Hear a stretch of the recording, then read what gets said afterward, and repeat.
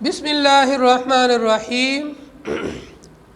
سیرت رسول اکرم صلی اللہ علیہ وسلم کے اسباق کے مبارک سلسلے کا یہ 25واں سبق ہے۔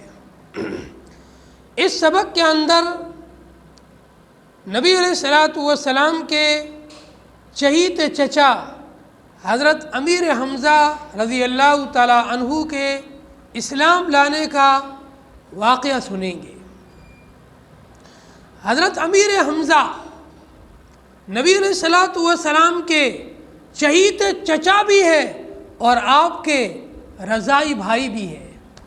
حضرت امیر حمزہ اور محمد الرسول اللہ صلی اللہ علیہ وسلم دونوں نے ایک ہی عورت حضرت سویبہ رضی اللہ تعالی عنہا سے دودھ پیا ہے، اور امیر حمزہ اور نبی علیہ السلام کی عمر میں بھی کوئی زیادہ فرق نہیں ہے۔ امیر حمزہ 2 سال بڑے ہیں اور تاجدار مدینہ محبوب کبریا حضرت محمد مصطفیٰ صلی اللہ علیہ وسلم امیر حمزہ سے صرف 2 سال چھوٹے ہیں، اتنا عمر میں فرق ہے۔ حضرت امیر حمزہ رضی اللہ تعالی عنہ بہت زیادہ بہادر، دلیر اور شجاع تھے۔ بہادری کے اندر، شجاعت کے اندر اور دلیری کے اندر آپ کی مثالیں دی جاتی تھیں، ایسے بہادر تھے۔ ایک مرتبہ حضرت نبی علیہ السلام صفا پہاڑی کے پاس سے یا اس کے اوپر سے گزر رہے تھے، سامنے سے ابو جہل آیا۔ نبی کو جب آتے ہوئے دیکھا، پیارے آقا محمد الرسول اللہ صلی اللہ علیہ وسلم کو جب سامنے سے آتے ہوئے دیکھا، اس کے دل کے اندر بغض تو تھا ہی، حسد تو تھا ہی، عناد تو تھا ہی، دشمنی تو تھی ہی۔ اب یہ آپ کو دیکھ کر کے غصے سے پھٹ پڑا اور آپ کو سخت سست کہنے لگا اور آپ کو برا بھلا کہنا شروع کیا، یہاں تک کہ بعض روایات میں آتا ہے کہ اس نے آپ کو زخمی کر دیا۔ ایک باندی یہ پورا ماجرا دیکھ رہی تھی۔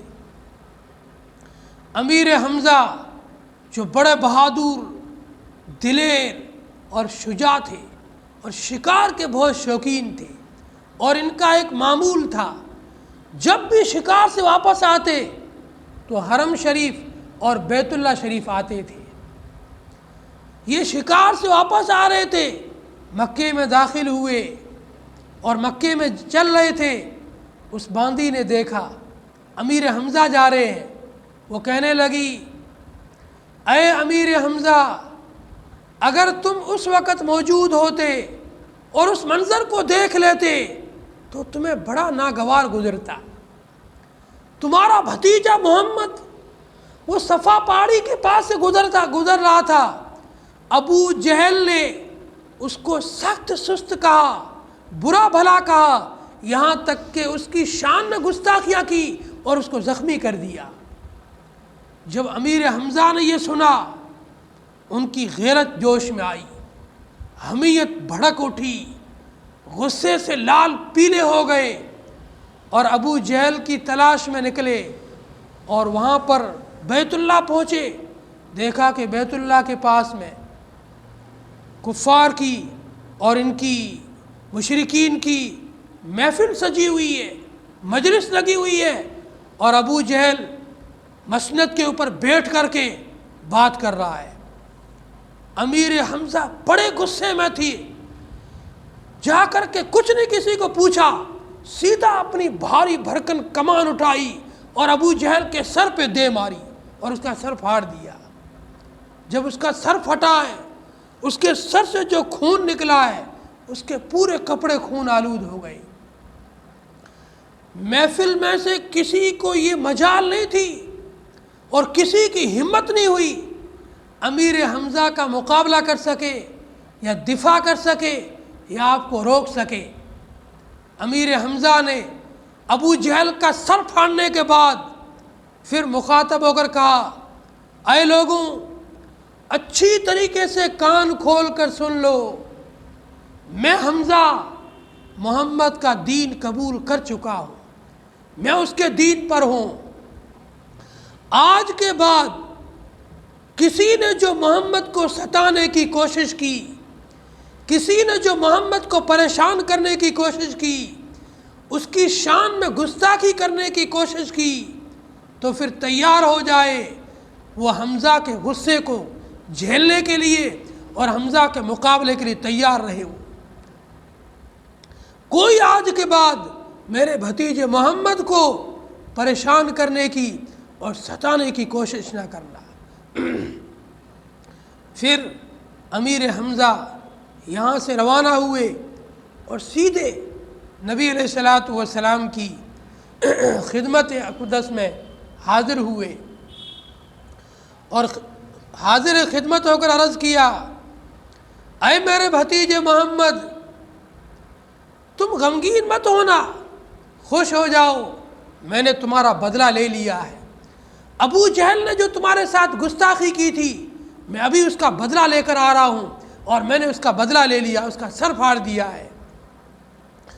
آپ علیہ الصلوۃ والسلام نے فرمایا اے میرے پیارے چچا، مجھے تو اس وقت خوشی ہوگی جب تم کلمہ پڑھ کر کے ایمان میں داخل ہو جاؤ گے، اسلام میں داخل ہو جاؤ گے، اللہ کو ماننے والے بن جاؤ گے، اور اللہ تعالیٰ کے عبادت کرنے والے اور اللہ کی بندگی کرنے والے اور اللہ تبارک و تعالیٰ کو مان کر کے اس کے دین کے اندر، اسلام کے اندر داخل ہو جاؤ گے۔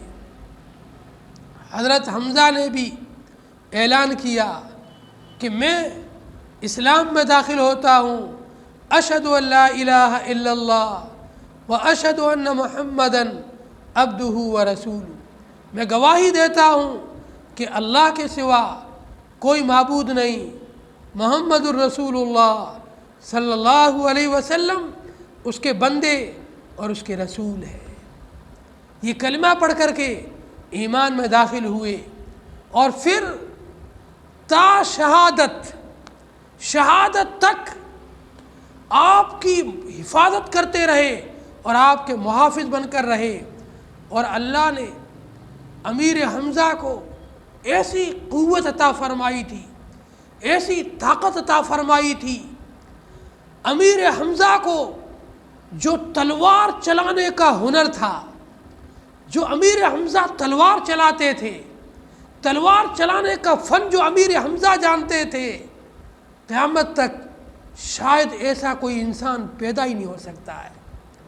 ایسی تلوار چلانے کے اندر امیر حمزہ کو مہارت تھی، اور امیر حمزہ کی جو تلوار تھی ایسی بھاری تلوار تھی، امیر حمزہ کی شہادت کے بعد اس تلوار کو کوئی چلا ہی نہیں پایا۔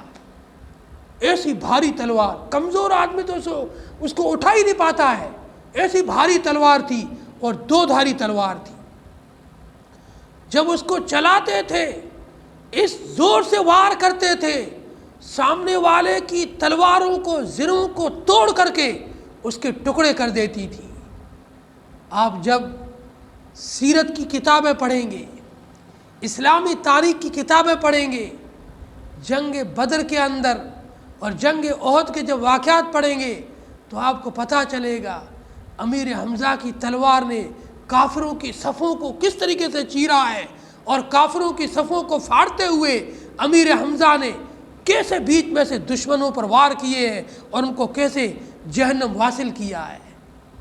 یہ نبی کا چہیتا چچا جب جنگ احد کے اندر کافروں کی صفوں کو چیرتا ہوا جا رہا تھا، ہندہ جو ابو سفیان کی بیوی تھی، اس وقت تک جنگ احد تک یہ ایمان میں داخل نہیں ہوئی تھی۔ جنگ بدر کے اندر ہندہ کا باپ، اس کا چچا، اس کا بھائی امیر حمزہ کی تلوار سے مرے تھے اور جہنم واصل ہوئے تھے۔ امیر حمزہ کی تلوار نے انہیں کاٹ کر کے ختم کر کے جہنم میں ڈال دیا تھا۔ ہندہ نے حبشی جو بعد میں ایمان میں داخل ہوئے ہیں اس وقت تک ایمان نہیں لائے تھے، یہ ہندا کے غلام تھے۔ اس غلام سے شرط لگائی، اگر تم امیر حمزہ کو شہید کر دو، قتل کر دو، تو میں تمہیں آزاد کر دوں گی اور تمہارے وزن کے برابر سونا بھی دوں گی۔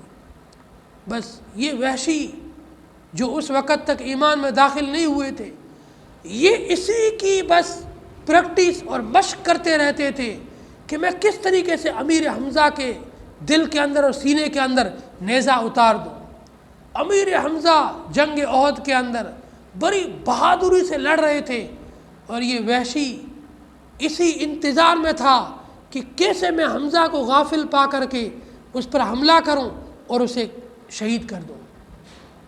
اس نے موقع پا کر کے ایک نیزے کو دور سے یوں مارا، اور یہ نیزہ حضرت حمزہ کی ناف سے ہوتے ہوئے پشت سے نکل گیا، پار ہو گیا، اور امیر حمزہ نیچے گرے اور یہیں پر شہادت قبول کر لی، شہادت پا لی۔ امیر حمزہ نبی علیہ الصلوۃ والسلام کے ایسے چہیتے چچا تھے۔ بعد میں ہندا بھی ایمان میں داخل ہوئی، یہ وحشی بھی ایمان میں داخل ہوا، لیکن نبی علیہ الصلوۃ والسلام نے دونوں سے کہہ دیا تم دونوں ایمان میں داخل ہوئے ہو، چلو میں تمہاری اس خطا کو، تمہارے اس جرم کو، اس غلطی کو تو معاف کر دیتا ہوں، لیکن تم میرے سامنے نہ آیا کرو۔ جب تم میری نگاہوں کے سامنے آتے ہو مجھے اپنے پیارے چچا حمزہ کی یاد آتی ہے۔ اور نبی جو حمزہ کی شہادت پر روئے ہیں، اس زور سے روئے ہیں، اتنی آواز سے روئے ہیں، آپ کی ہچکیاں بند گئی، اور صحابہ کہتے ہیں ہم نے امیر حمزہ کی وفات پر جیسے نبی کو روتے ہوئے دیکھا، ایسا ہم نے کبھی نبی کو روتے ہوئے نہیں دیکھا۔ اتنی نبی کو اپنے چچا حمزہ سے محبت تھی اور پیار تھا۔ یہ امیر حمزہ کی ایمان لانے کی اور شہادت کی مختصر سی داستان ہے۔ اللہ تعالی ہمیں اپنے نبی سے سچی محبت نصیب فرمائے۔ یہ اسباق کا کہنا، پڑھانا اور ان اسباق کا سننا ہو سکتا ہے ہمارے لیے آخرت میں نجات کا ذریعہ بن جائے، کہ اپنے نبی سے ذرا ہمیں محبت تو تھی، پیار تو تھا، ہم دنیا میں رہ کر اپنے نبی کا ذکر تو کرتے تھے، اپنے نبی کا تذکرہ تو کرتے تھے، سنتے اور سناتے تھے۔ اللہ تعالیٰ ان اسباق کا سننا اور سنانا ہمارے لیے آخرت کے اندر نجات کا ذریعہ بنائے، اور ہمیں اپنے نبی کی سیرت کو معلوم کر کے اسی کے مطابق اپنی زندگی کو ڈھالنے کی توفیق عطا فرمائے۔ السلام علیکم ورحمۃ اللہ وبرکاتہ۔